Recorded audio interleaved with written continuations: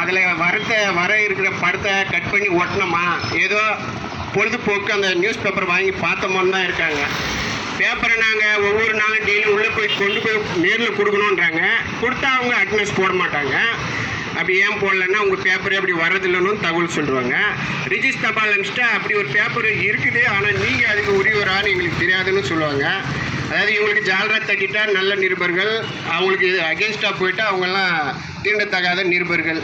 இப்போ வந்துட்டு இது மெயினானது என்னென்னா, ஆதி திராவிடர் வகுப்பை சார்ந்தவரை ஒரு பிச்சைக்காரங்களும் அடுத்து வசூல் மன்னனும் ரொம்ப அழகாக அவர் பேசிட்டு போயிருக்காரு.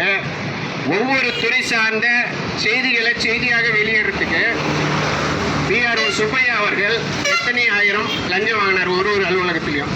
அவர் மேலே ஏதாவது துறை சார்ந்த நடவடிக்கை மாவட்ட ஆட்சியர் நீங்கள் எடுத்திருக்கீங்களா?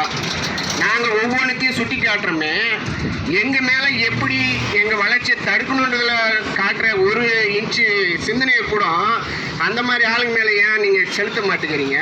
இப்போ செய்தித்துறைக்குடைய வேலை என்ன தெரியுங்களா? மக்கள் பிரச்சனையை அதிகாரிக்கு கொண்டு போய் அதை தீர்வு காணணும். அரசு அதிகாரி என்ன செய்கிறாங்கன்னு மக்களுக்கு கொண்டு வந்து அதை நாங்கள் ஒளிபரப்பணும்.